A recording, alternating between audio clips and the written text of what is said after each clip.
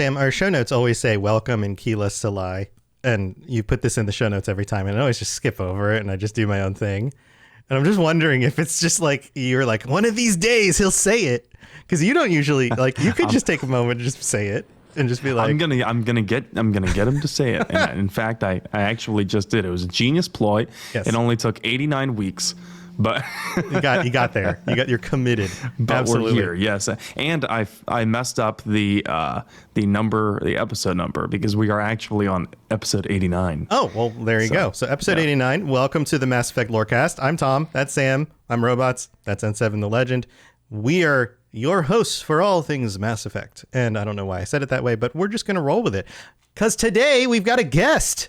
We've got a guest with a kitty cat. Jennasis from the Two Girls, One Ship and Cyberpunk Lorecast shows. Jennasis, welcome. How's it going? Hello. I'm doing good today. Today's a good day. Today's a good day to talk about steamy Kaden romance. That's why you're here. We hear you're the expert on steamy romances. I like to think that, yes, we are now on week 52 of talking about steamy romances, so I've got a little bit of experience under my belt. Yeah, man, has it been that long? That's awesome. Mm-hmm. That's awesome. Yeah, so if you're into steamy romances from video games, Two Girls, One Ship is the show to go check out. You can find the link at robotsradio.net, or just if you remember the name, search it on whatever podcast you're listening to here. And Jen, you've been with us for Patron chats. You've been in and around this community for a long time. It's so nice to have you on board to talk about this. So let's get into it, because now that we've gone into Kaden's backstory on the recent episodes, it's time to talk about something a little bit more steamy with the romance arc. What kind of background do you specifically have with Kaden, though, Jennasis? This is what the people want to know. Yeah, so my relationship with Kaden, out of all of my playthroughs so far, I've only lost Kaden once, and that was due to Sam's influence. Last year. It's Sam's fault? I'm sorry, go on. It is Sam's fault. He had maniacal laughter there. He's enjoying that it's his fault. Yes. He's like, yes, choose Ashley. Yes, I'm sorry. I did.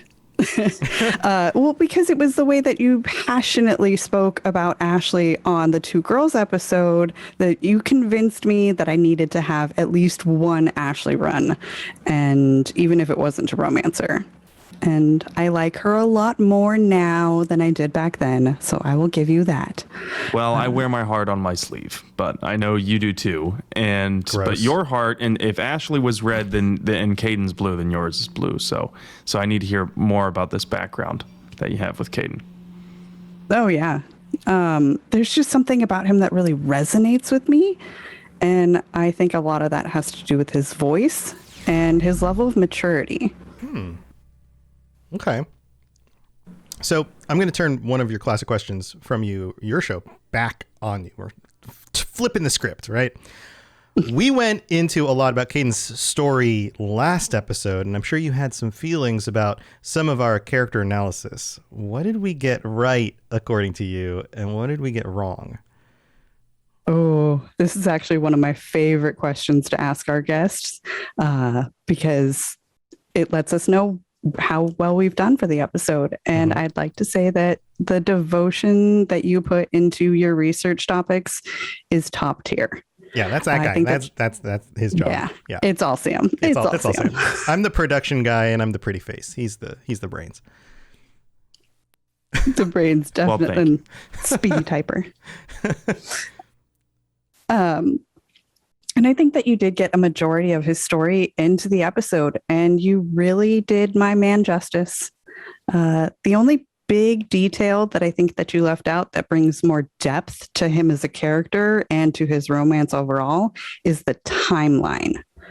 So he was born in 2151, and he was 17 when he killed Vernus and left Brain Camp, so making it 2168.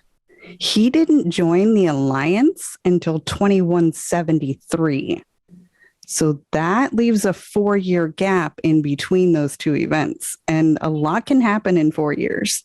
4 years of therapy, you can definitely get over some of your trauma. It also means that he was in the Alliance for 10 years by the time that we meet him on the Normandy. It also makes him a little bit older than Shepard. This is a very excellent point, and frankly, I'm embarrassed that I overlooked it when I was doing the episode. But you're absolutely right. The fact that he spends 4 years between the ages of, I guess, 17 and 21 before he joins the Alliance, and when he enlists in the Alliance, he's not an officer right away. He doesn't get commissioned, but that's kind of significant. I'd love to be able to ask Kaden what he was doing for those 4 years, and Tom and I may have been correct in our jokes that maybe he was a barista. Yeah. Yes, I think possibly. What do you think, Jen? He was working at a coffee shop and going to therapy. There you go. There you go. Like so many of the us. latte art. So many do. Biotically. Yeah. Yeah. Okay, so when you did your first Mass Effect 1 playthrough, did you romance Kaden? I did not pick him on my first run. But that is just for the simple fact that this was my first opportunity to be with an alien. I know what it's like to be with humans. Just subscribed. Right, this is one of those theories, and we're getting subscription notifications from Twitch. I'm keeping the sound up because I know we've got some sound clips here I want to play out. But thank you for the subscription and following the channel. This is one of those theories that I had about the way this works. Is that the reason why the humans don't get picked as often in our polls is because people are like, ooh, sci-fi games, space aliens, want to romance them first because it's new and different, right? So you totally that's exactly why I went with Liara. Yeah, you totally fit that demographic. Okay, so go ahead, Sam. So you went with Liara at first, but this isn't in the notes. I just kind of want to dig into this a little bit more. I know you picked Liara at first. Did you pick Liara in Mass Effect 2 with the Shadow Broker DLC? Not on my first playthrough. Oh. But that's because I didn't have it. Okay. I didn't get Shadow Broker until Legendary, so. So she did not guilt the hell out of you then? No. Yeah, Liara gets pretty snippy if you romance her in 1 and then choose someone else in 2 and then do the Shadow Broker DLC. Oh man, you're in for it. Yeah. So what about like later in the series? Oh yeah, I romance Kaden now in 1 and consider him to be my canon femshep romances.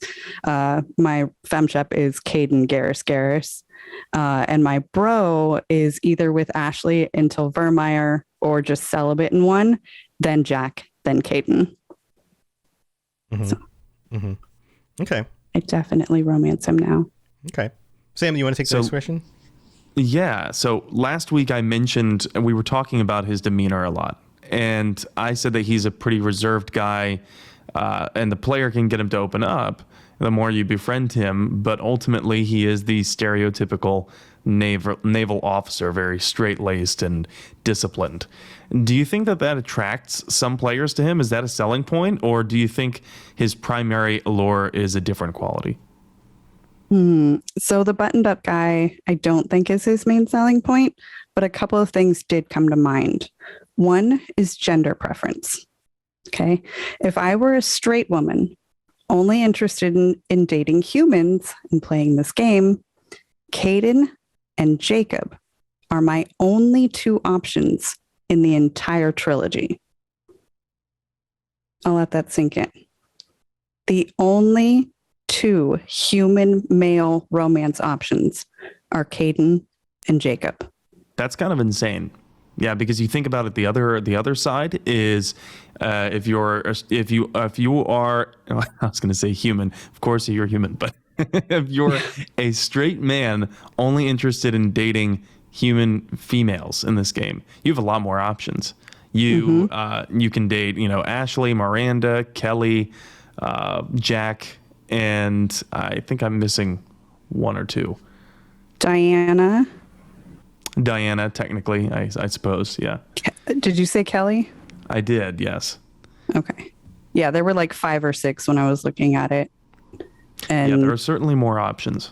Do you think that's because according to the statistics of game players and developers and things, especially at the time that these games came out, they expected that the majority of players were going to be male and heterosexual males at that?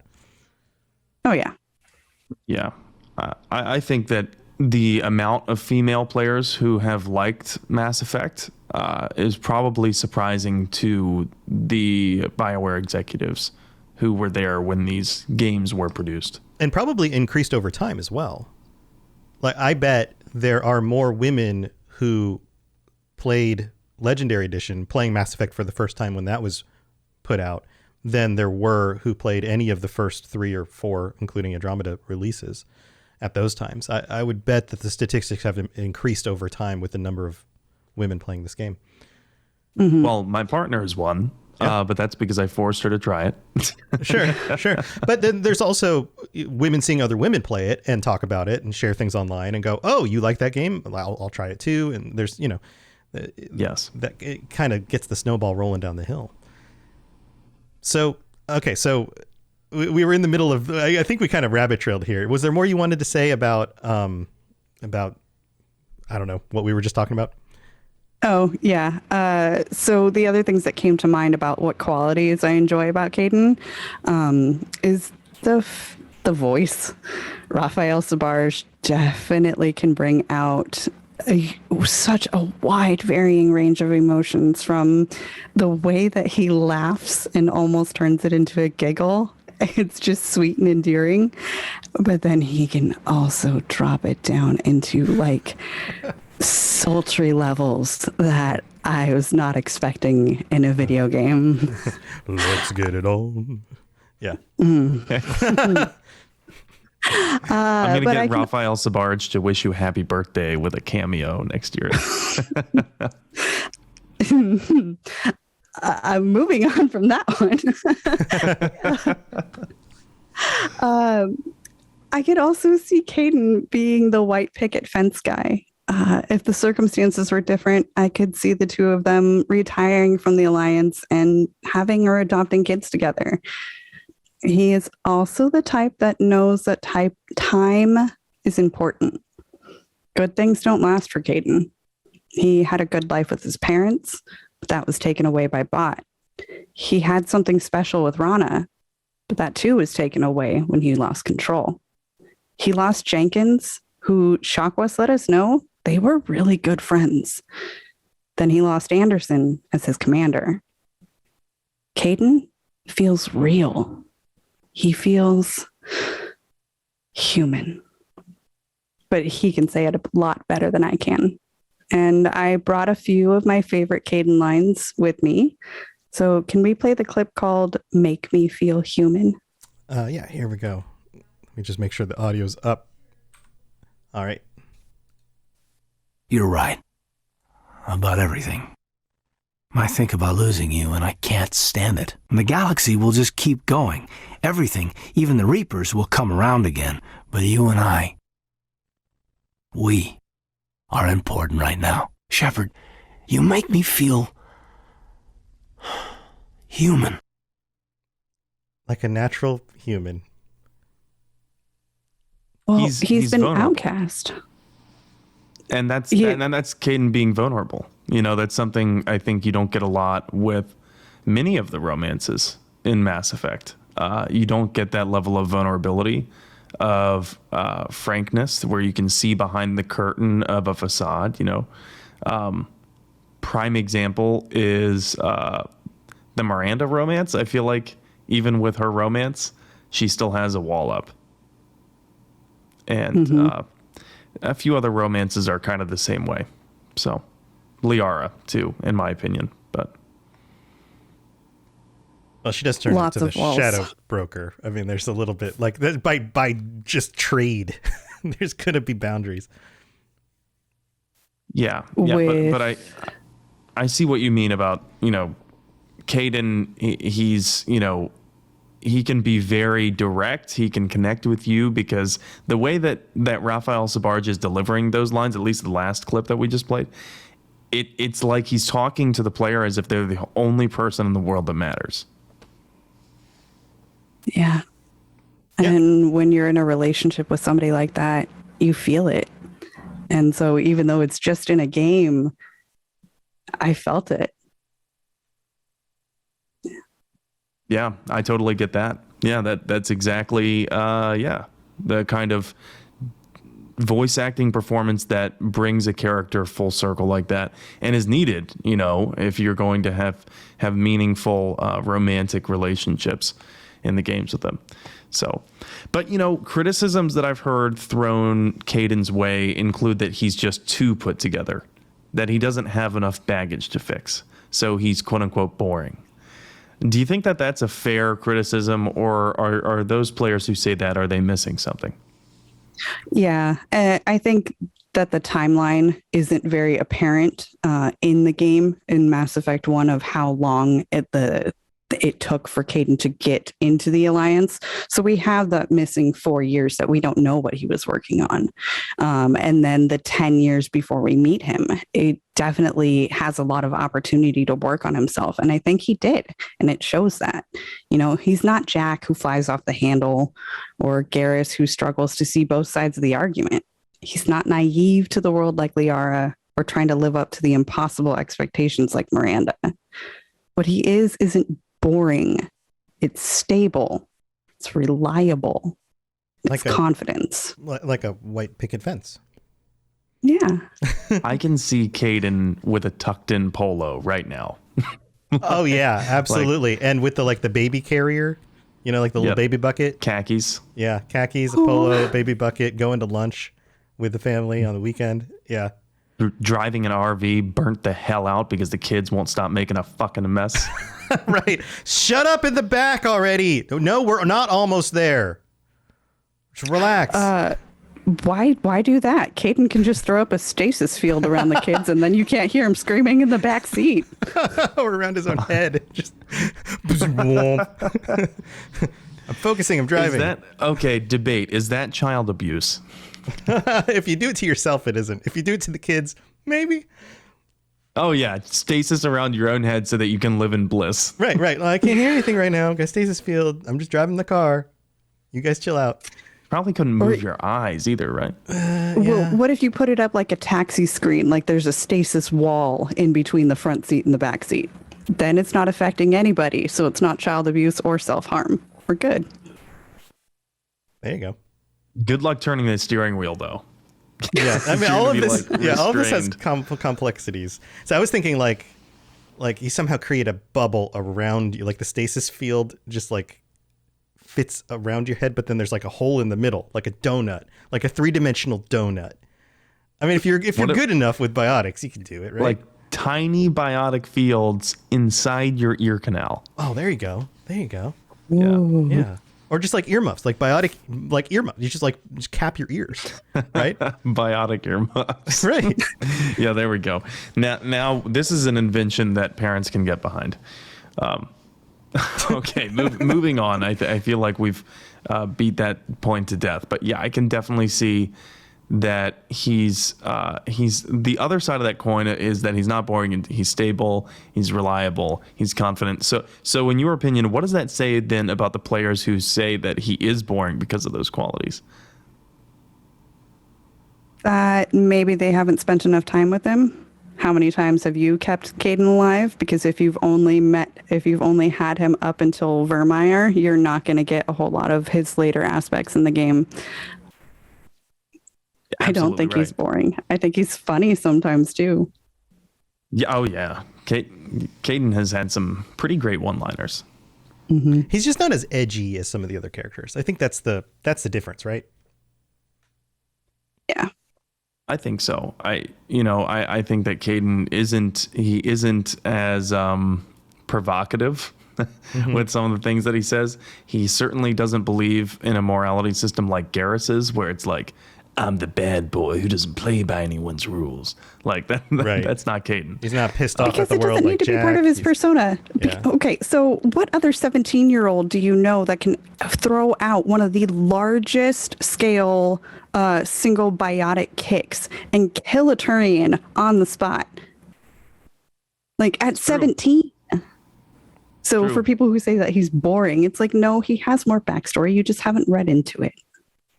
Right. He's dangerous. It's just that he's mature. Yeah, it's like you got to get past the calm exterior to see, understand the history and understand what he's capable of. But because he's well put together, right? So it's like a biotic field around his personality. Just got to get through This it. being said, okay, so we talked about this last week about how he is calm until he's not. Right. And like I wanted to get your opinion, Jennasis, on what went through your mind the first time you're playing this, or the first time you're romancing Kaden, and you finally kind of see him snap. Like, what was that like for you? Because for me, it was kind of terrifying. Oh, the first time that I got to the quickening? Oh man, that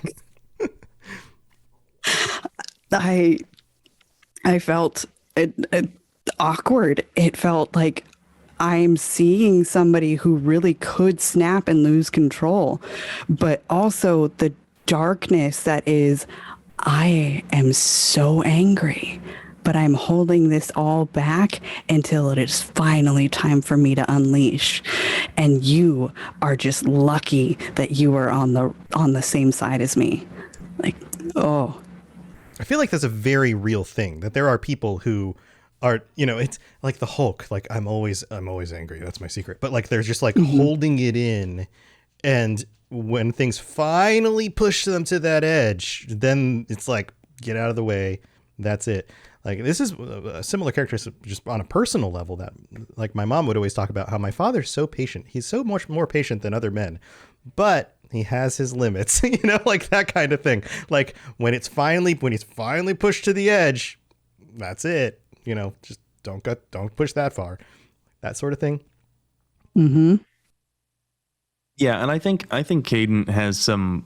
I mean, I think you can tell he has some suppressed anger, like deep-seated anger, which is kind of why I had hoped that the writers of the game would have revealed something like awful about his personal life at home. Like maybe he harbored a lot of anger towards his father, and we just never figured that out. Or maybe I never did because I never romanced him in Mass Effect 3. So. What is the total number of playthroughs you'd have to do in order to romance all the options in each of the games? It's got to be dozens. At least 10. I think I did the math on this once, and it was something in the 30s.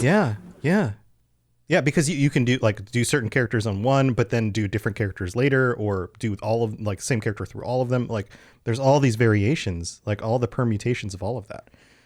Mm-hmm. Yeah, at least in the 30s, because that would be assuming that you never do a repeat choice. Yeah, man, so much there. So, well, I raved on and on about Ashley when we were doing the Ashley episode, and the themes of literary epics and her family connection to that. What themes within Kaden's romance have you picked up on? And, are they abstract concepts, or have you noticed concrete references in the games? A little bit of both. And what Kaden has as a romance is his ability to be absolutely adorkable. It's just this adorable little dork, but then can also flip the switch and go drop dead sexy. For the adorkable side, he wishes he brought a sweater when he gets off the ship on Novaria. You actually see him shiver and say, I wish I brought a sweater. It's like, you're in body armor, dude. You're fine. He also forgets what hand to use while saluting when he's extremely nervous or in shock. He sees Shepard and salutes with the wrong hand, or he sees the rear admiral, or is it the front admiral that comes to inspect the ship, and he salutes with the wrong arm because he's shocked to see him there. But he also delivers the smolder in 3. He's also a foodie. He cooks and enjoys a good beer. And what more could one ask for than someone who cooks, enjoys a drink, isn't afraid to be vulnerable, can manipulate gravity, and has the tech skills to fix the coffee maker that Garrus tried to blow up with Zaid. How many of Okay, those so, do you have, Sam? Where are you on that list? I don't know. But I can say that I have not tried to blow up a coffee maker. I definitely cannot manipulate gravity, although I did want to ask, just because I know you, Jennasis, in what context did you include the manipulate gravity in here? Oh no. Oh no.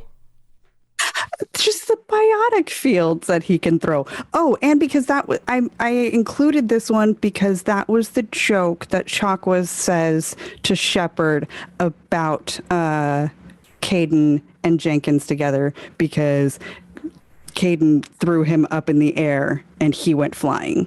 So that's where my mind was. Smoldering. Yes. Okay. Cool. Any other thoughts on this?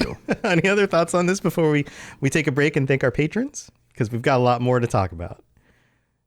You good? You good to go? All right. Well, here, we're going to take a quick break. Don't go anywhere. We have so much more to talk about with Jennasis. This has been a blast. But we got to thank our patrons, so we'll be right back. Message coming in. Patching it through. I am sovereign, and this station is mine. I like the sound of that. All right, here we are in the middle of our show. We've got a bunch of new patrons to welcome on board. Did we? I think we stopped at Rocks and Socks last time. I think that was the last person. Does that sound familiar? So the next, I believe so. I believe so too. The next one on the list is Christina R, Jonathan O, Killian O, Stephen L, Jackie E. Thank you so much for signing up on the Patreon, supporting us and this show. We really do appreciate it. And we've got to shout out our Shepherd tier patrons, Kolkashins, Kira C, Lieutenant Ticina, Shep Valkyrian, and William. Thank you for your support as well. If you guys are interested in checking out all the different stuff you can get, everything from ad-free episodes to joining us on future episodes to t-shirts and a sweatshirt. That's the first one of the new line of the designs, is a sweatshirt. Go to patreon.com/Mass Effect Lorecast. Check it out. Lots of awesome stuff there, and we would really appreciate your support. It helps us make sure that we keep doing the show. We make this a priority, because if you guys are here, we're going to keep going. If you would like to help support us on Apple Podcasts, then drop a review with a 5-star rating. We'll read it out on a future episode of the show, or you can leave us a rating on Spotify. Either way works. We really do appreciate it. And if you have been enjoying this episode on an audio platform, you want to see our beautiful faces, then check out the Mass Effect Lorecast on YouTube. All of these videos go up on there as well. And we've recently passed 1,000 subscribers. So thank you to everybody who supports us on that platform as well. And that's what we got for this week in the mid-break. We'd love to see you on the Discord as well. Lots of people over there. But let's get back to the conversation. Here we go. Spit it out, or are you trying to build suspense? You're so dense, sir. Obviously, I do not know as much about human relationships as I thought. All right, we're back. It's time to continue the conversation. And Jen, I want to know, given that rough breakup that happens on Horizon, what went through your mind the first time you played it? I think Sam said it best with talking about Ashley, and again the other week, that the dialogue options from Shepard are not what I wanted to say in that moment. I wanted a reconnection, an acknowledgement on my part for what we had together. The tone of voice that either Shepard uses is exactly the same. And it's so the dude, it's been years. How are you? Not that I've been searching for you. And even Anderson wouldn't tell me where you were. Right. And that makes like, that's just kind of, it would, that, like, I don't know. It's dumbfounding me, because I'm thinking back on that scene and I'm just thinking, like, how is this the tone that writers thought would be good for me reconnecting with this character that I romanced after being dead and not seeing them for 2 years? Yeah. It wouldn't be the, dude, saw you last month and now we're hanging out again today. That's freaking awesome. Right. Yeah. Why is it so casual from Shepard? Even if no time did pass for Shepard, like Shepard, you can choose to say that you're invested in the relationship, So the overly casual tone I never understood. But that's why I think, I said what I said during the Ashley episode, that Ashley was actually in the right during Horizon about her tone and how she addressed Shepard, and just kind of that standoffish thing, like, I'm getting weird vibes from you, Shepard, and I don't know what to feel.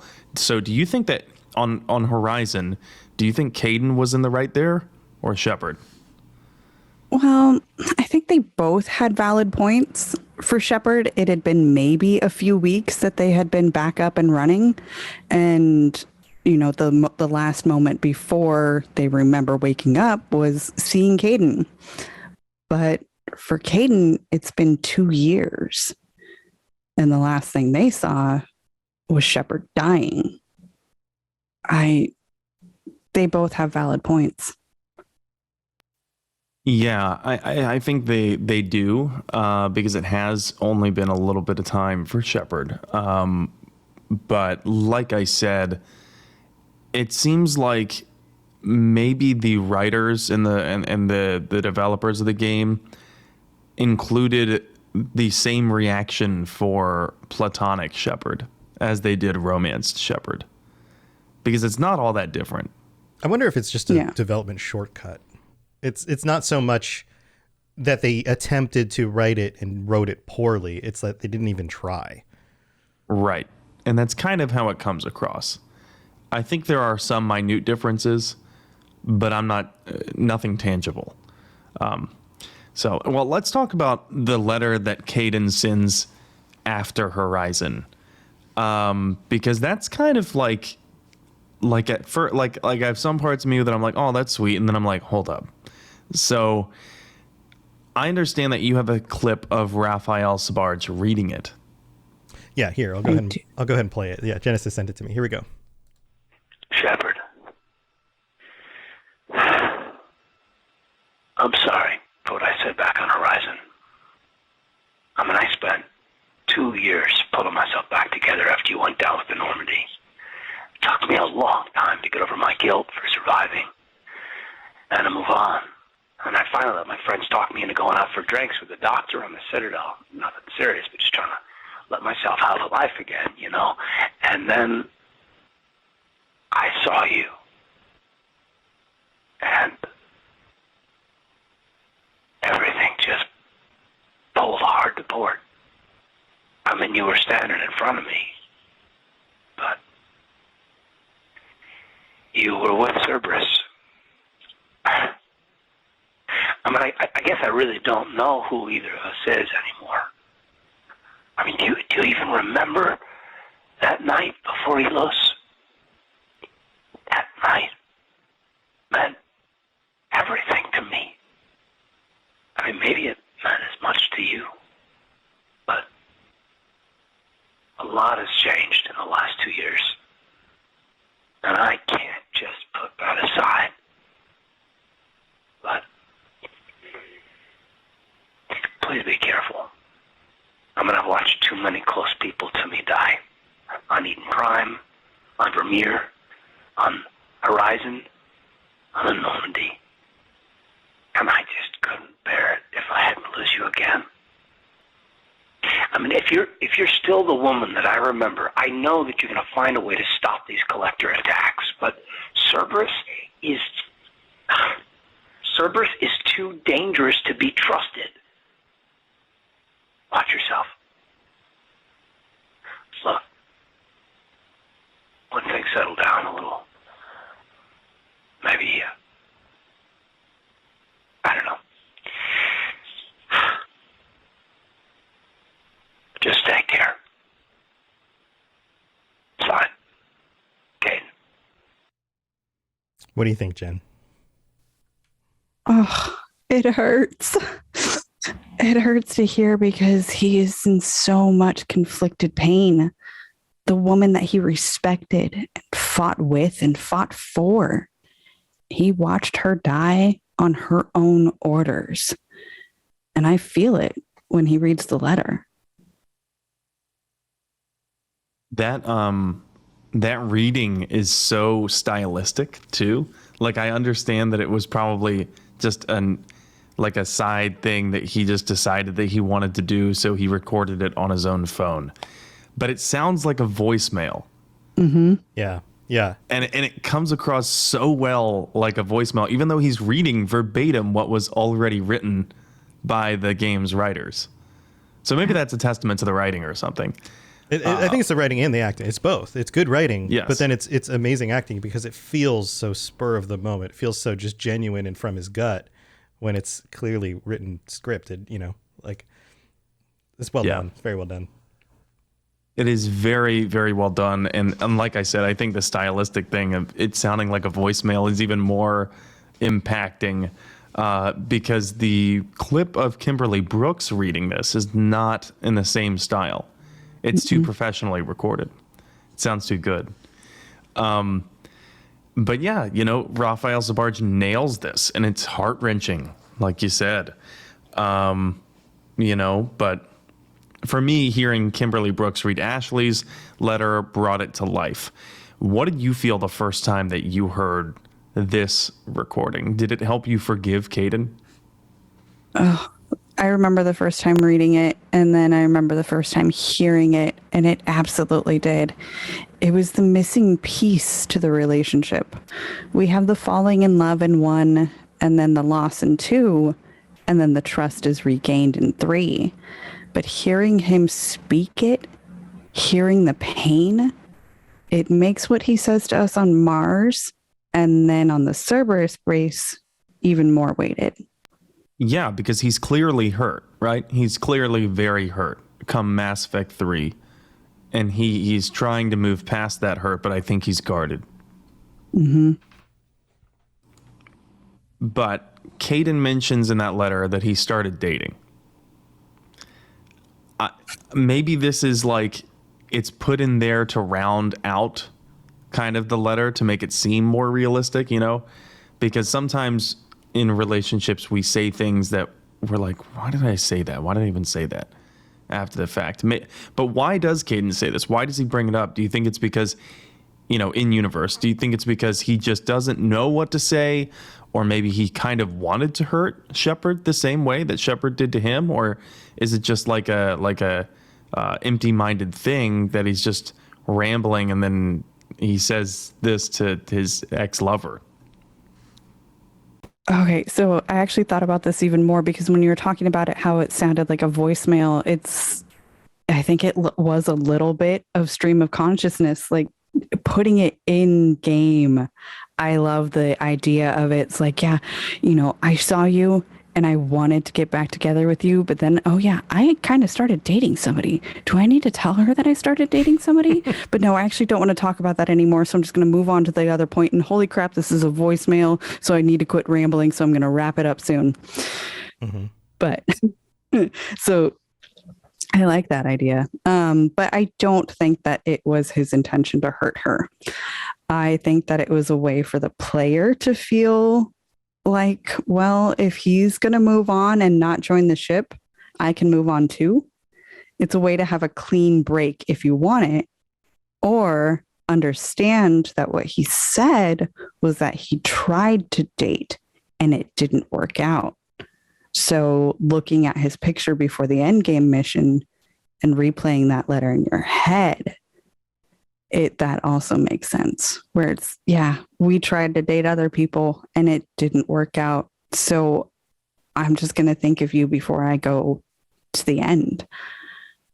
Okay. Now, I've got a side point real quick on the why bring up the dating thing. On some level, don't you think that's a way of saying, like, I'm trying to seek normalcy. I'm trying to be healthy. A healthy person would continue and maybe try dating some more. Like, I'm okay, but here's like a little bit more of just like, does that make sense? Not that I would bring it up to hurt you and be like, well, I went and saw some other people. More of just like don't worry too much. I'm okay. I'm trying to get past it. That kind of thing. Yeah, I can see that point too, definitely. The letting Shepard know that he's okay and couldn't explain all of that in the shock of the moment of seeing them alive again. Mm-hmm. Yeah, there's probably, and that's a good point. Kaden probably would have a billion things they want to say, right? And like to the player, but he doesn't, and he can't, because what the hell is this? A ghost is standing in front of me. But you mentioned a clean break, and I'm so glad that you did, because if that letter is supposed to give the player a clean break, that, you know, guilt-free, okay, Kaden is dating again, I can move on with my playthrough as well. Like, it gives you the, you know, fourth wall breaking hint, he's not coming back to the Normandy. But it also gives you that kind of emotional hint, hey, it's okay to go and romance other people, because a romance with Kaden isn't going to be possible in Mass Effect 2. Mm-hmm. But in universe, come Mass Effect 3, he holds that against you. Yeah. Yeah, he does. And I wanted to ask, do you think that's fair? Because the way that he refers to you moving on, you being the player, the way that he refers to that, he calls it cheating. So not in every scenario. So there, specifically the word cheating. The scene that I'm thinking about is when he's in the hospital, and he's like, he asks you if you had been with somebody while you guys were separated, right? So he asks if you hooked up with Garrus, or if you started sleeping with the assassin, or if did I have any feelings for any Cerberus agents on the ship. He doesn't even deign to say Jacob's name. And that pissed me off. It is either Garrus, the assassin, or a member of Cerberus. Well, this would make sense because he doesn't mention Thane's name, right? So he wouldn't have met Thane. He wouldn't have met Jacob. He just knows Garrus. Yeah. Because they did serve together. So... but I'm thinking of a different scene a little bit later in the game, after Thane's death, when you are meeting with Kaden in the Presidium Commons, and you sit down for a coffee or something at the outside the cafe. I believe that's when he actually calls it cheating. I believe that's when Kaden refers to it and says, you know, I forgive you for cheating, Shepard. And it's like, well, hold on a second. Now, I could be totally off my rocker here, but this is just what I remember from my FemShep playthrough when I had previously romanced Kaden. And I know it's different, of course, for Broshep if you romance Kaden, because there can be no prior romance with Kaden, so it wouldn't be cheating. But I just, you know, I've talked with some other players who have been huge Kaden fans until that point. And that was like the breaking point for them, because they're like, the nerve on this guy saying that like he was going to move on and he broke up with me. And now he's calling, when I decided to move on after that, he's calling that cheating. Which I don't think that's fair at all. And I don't think the writers thought that was fair. Yeah. But what do we make of Kaden's personality then? That he was more hurt by Shepard moving on than he let us on to believe. Do you feel like it's just like it's a reaction? A hard conversation. It just came out because that's what it felt like, even if it wasn't the truth of the matter. Yeah, because in the letter he states that he went out on a date and that it was just something casual, and so maybe he felt like that wasn't cheating while Shepard was dead, so it wouldn't be. But now, yeah. A good point, but you know, this is language that I would expect from Ashley, but she doesn't say that. She never calls it cheating. I think she does make a tongue-in-cheek remark, but I don't think that she ever accuses Shepard of cheating in Mass Effect with whoever you romanced in Mass Effect 2. So an interesting discrepancy there, maybe due to writing more so than we could just blame Kaden's character.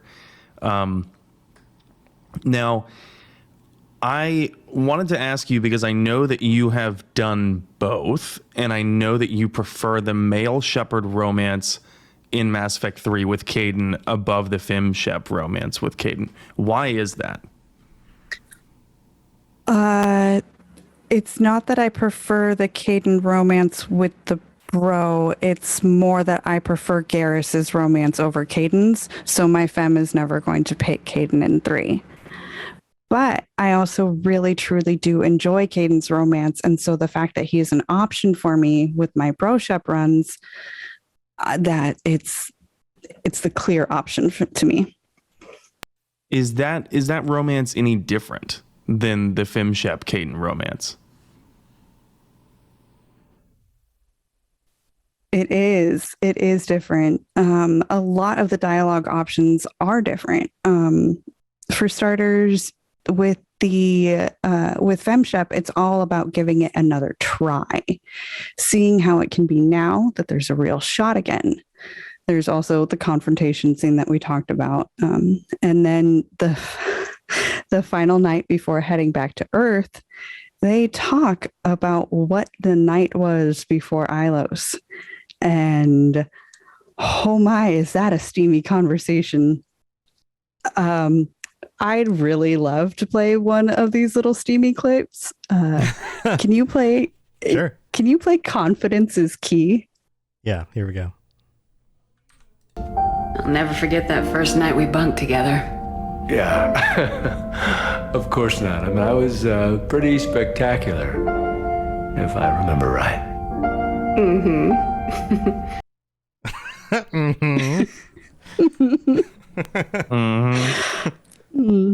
So they get to share a very special moment, making reference to the fact that they have been, in a relationship before, and that those laughs and those giggles, that's definitely, you can hear the ease around the sex that they're talking about, because they've been there, done that. It's not. Hold on, they're talking about sex? Wait, what? I thought they were talking about I'm food. Sorry. It was like, I thought the dinner was really delicious. It was an amazing. Yeah, I thought they were talking about the beef and the beer and the bacon that he likes. Yeah. That was before returning to Earth, not the night before Ilos. I don't know if I'm allowed. I don't know if my parents will allow me to play this video game now. Uh-oh. I think we have to stop the podcast right now. It's too much, too far. Oh no. I'm sorry. I'm here to ruin the show. No, you're right. The chemistry in the voice acting there is really impressive, because you have to keep in mind that most of the time these voice actors are not in the studio together. Mm-hmm. So they're just hearing the lines if by virtue one of them has recorded first, and they're just hearing the lines broadcast to them in the headphones and responding. And so it's all up here, it's all in their head, the make believe and the acting. So yeah, wow, props to both Jennifer Hale and Raphael Sparch on that one. It feels very live, very real. It feels like one of those situations, if you've been in relationships, that you can be like, oh yeah, that kind of moment. Yeah, I've been there, Yeah. Definitely. Yeah, it does feel very, you could cut the tension with a butter knife. Mm-hmm. But there's like a giddiness to it too. There's like a I'm on this vibe. Like these memories are great, and I could see it in your face too. And oh, you have the same feeling I do. Like there's that connective. I'm not going to hang up. You hang up. Right. And it's a little bit playful, a little bit giddy, a little bit embarrassing, but kind of fun because we can talk about it together. Like all of that, all wrapped up. Now, I think you have another one that you have described in the show notes as just pure lust in that tone. And I don't know which clip this is, and I need to hear it. Okay. Pure lust. Oh, okay. So these clips are from the Citadel DLC. You have a special date night, and Kaden comes over to your apartment. So can you play End Up Back Here? All right, here we go. Hey, Shepard, I'm starving. What do you got? We're heading out, Kaden. We'll just end up back here anyway. Am I right? Am I right? Damn. Nice. That's so direct. That's actually refreshing to hear Kaden that direct, because he never is. I guess if you don't romance him, but yeah, wow. Yeah.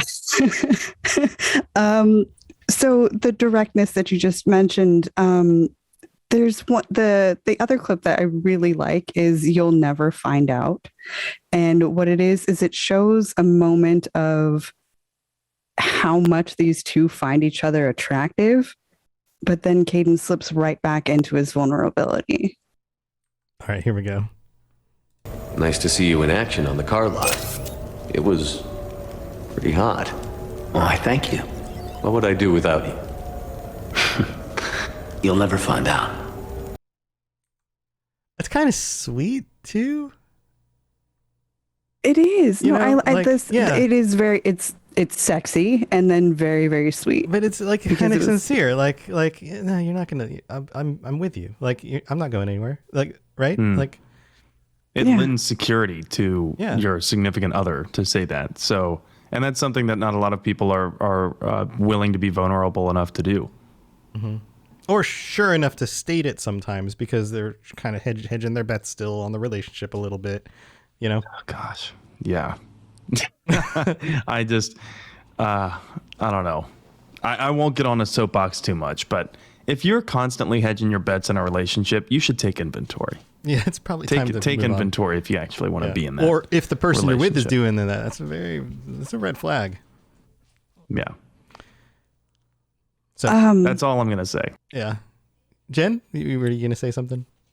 I did have something to say because I got to talk about what happens in a femshep romance in 3, but not how the actual bromance plays out. So I'll just dip into that really quick because of the key dialogue moments that change.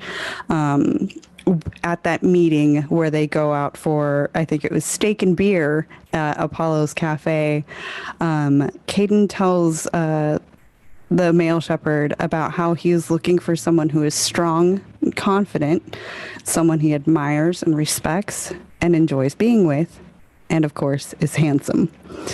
And the bro realizes that after all this time, that's what he is looking for too, and sees that he could possibly fall in love with Kaden.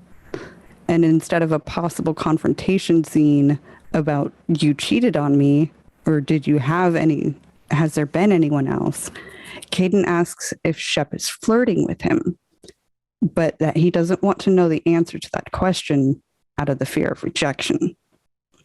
And so it's a very real moment. And in the final scene, before heading back to Earth, it is about how their long-standing friendship has made their romantic relationship even more intense because of the foundation that was built.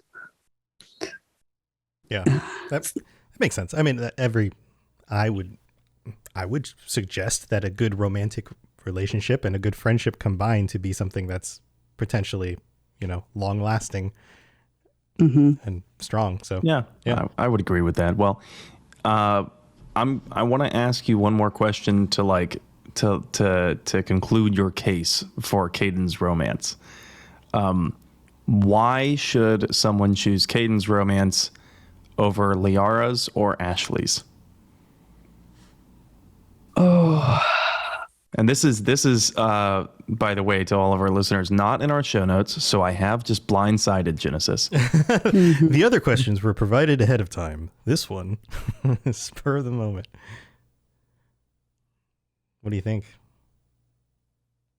Kaden is there for you through all of it.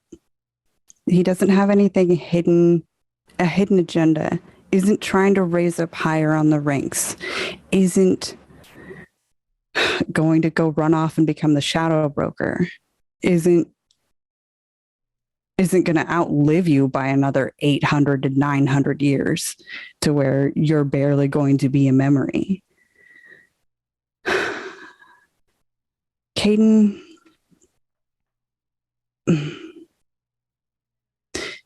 He's somebody that I could see wanting to spend the rest of their lives together and just making everything work. Are you saying he's the one you bring back home to mom? Yeah. Yeah. He's the one that you're like, hey mom, I'm seeing this guy. And then, he charms mom's pants off a little bit. In the Kaden, you know? well, hopefully keeps mom's pants on. Well, you know, as the saying goes. Hell, maybe he charms dad's pants off. Who knows? Maybe. Maybe he's the hard one to convince. I don't know. No, because Shepard's, I mean, it would be mom's pants because Shepard's mom is the only one we can bring him home to. Yeah, that's true. That's true. Yeah. Hannah, you better keep your pants on. Unless it is Hackett. And in that case, they've already met. Oh, God. Maybe that's why he got promoted so fast. But so what I hear you saying is that Kaden is actually interested in love, whereas for other romantic options, it just kind of seems as like, yeah, I guess we can do this. Or they're just in it for the steamy bits, not for the actual long-term kind of commitment side of it. Well, Kaden pursues it, and he doesn't seem to let up. Yeah. It's like if you're on The Bachelor or The Bachelorette, it always comes down to the one you would take home and the one you would definitely not take home. And usually it's the second one that wins. Well, you know, like I'm just comparing them in my mind right now. Kaden, I think, does a pretty good job at making Shepard feel wanted. Mm-hmm. And whereas even though I love Ash and I love her character, something about her character doesn't convey, like, she doesn't make you feel wanted necessarily, you know? I mean, she, you know, she'll do just fine long after you're dead. You know what I mean? So I can see the difference, I think. How many times does Ashley say, I love you? I think it's only like once or twice. It's very rare, I think. Okay.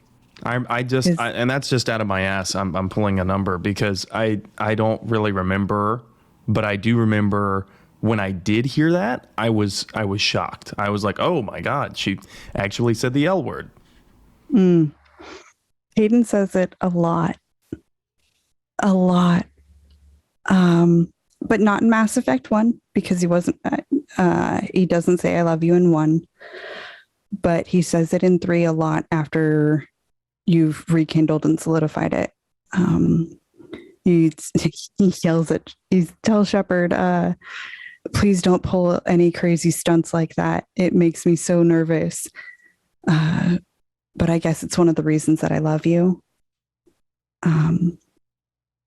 They will say it often enough that you really start to feel it and believe it. Yeah, he's not afraid to be vulnerable. And I think that makes some people, like even in real life, if you are emotionally honest and vulnerable with people, it's disarming a lot to other people who are not quite to that point yet of maturity. Yeah, it can be threatening. Yeah. Well, Jen, this has been awesome. Are there any other clips or any other bits you want to add in before we wrap it up? I think the only other one that I had on here was the clip that Sam talked about of the quickening and his hidden rage. All right. We need to hear this. Yes. All right, here we go. Can you feel it, Shepard? Feel the quickening? Elusive man better say his prayers tonight, because we are coming for him. Murderous asshole. Oh, yeah. Tide is turning. I feel it. Murderous asshole. Jesus Christ. The first time I ever heard that, I was like, security? I feel like his eyes are like glowing while he says this, you know, just like. If I remember right, he's like leaning against furniture, like with his arms crossed, and he's kind of like casually like that with like an eyebrow raised and just kind of like staring at the median, you know, and just saying this, reciting it, not moving his head. Yep. And it's extremely concerning. You're like, what the hell just happened? Like that, something snapped. And it's, of course, after Horizon again. Yeah. I think it's right before you go to the Cerberus base, because that's the save file that I loaded up, and that's where I found that clip. Indeed it is. Yeah. Yeah. Wow. Well, thanks for helping dissect some of the romance here, Jennasis. I have only played through once, and I haven't romanced Kaden in Mass Effect 3. But man, you brought up a lot of really great points that I never considered. Thanks for having me. Yeah. I am always willing to talk Mass Effect romance. Or Mass Effect in general. Or other romance, because you do a show where you talk about it. Why don't you share your info so people can check that stuff out? I am one half of the Two Girls, One Ship podcast, where we analyze, rate, and review all that the world of video game romances has to offer. We have covered all of the romances in Mass Effect 1 and Mass Effect 2, and then kicking off in 2023, we are going to be covering our Mass Effect 3 characters. But we also do a lot of other games, BioWare games and Bethesda games. We've done Fallout 4, Dragon Age.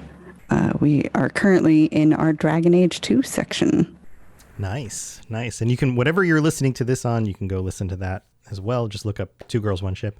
And thank you for joining us. This has been awesome. It's really nice to get different perspectives on these things. So, and all the sound clips were awesome as well. Thanks for putting those together.